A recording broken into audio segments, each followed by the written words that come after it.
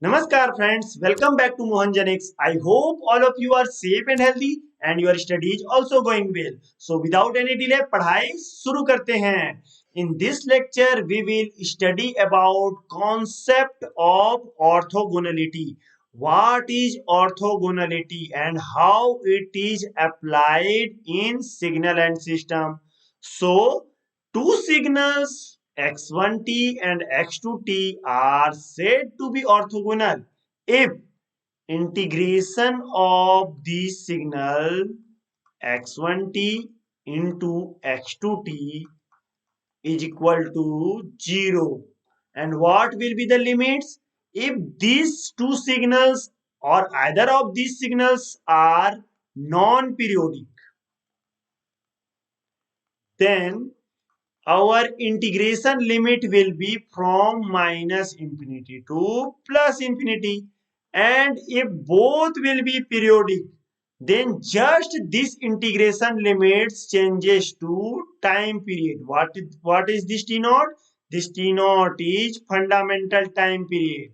So for periodic signal, this formula becomes integration of x1t into x2t from this time period, means within this time period is equal to 0. Then these two signal will be called as orthogonal signal. I know all of you are thinking, what is use of this orthogonality in our signal and system?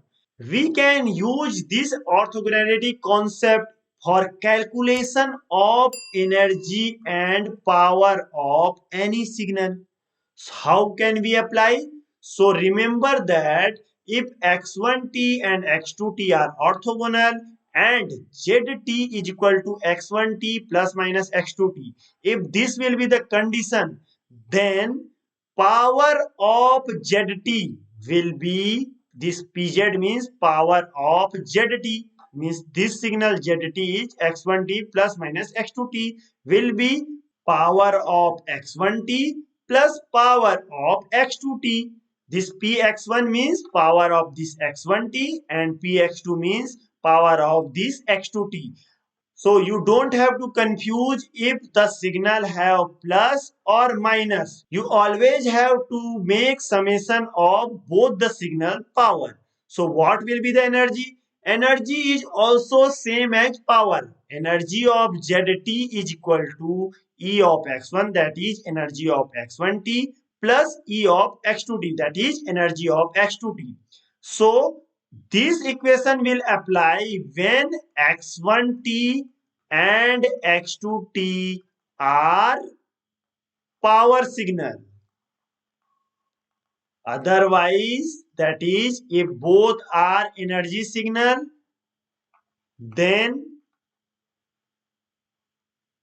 that is x1t and x2t are energy signal, then this formula will apply. If either of x1t or x2t are power or energy or different, that is neither energy nor power signal, then this formula does not apply.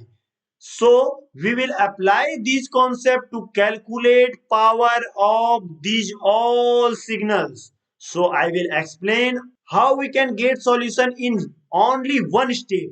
So this is the end of this lecture. I hope all of you have understood it clearly and enjoyed it. If yes, then don't forget to like this video, share among your friends, and also if you have any doubt, any query, any suggestion or feedback, comment in the comment section below. Subscribe to my channel and be with me. धन्यवाद दोस्तों, जय हिंद.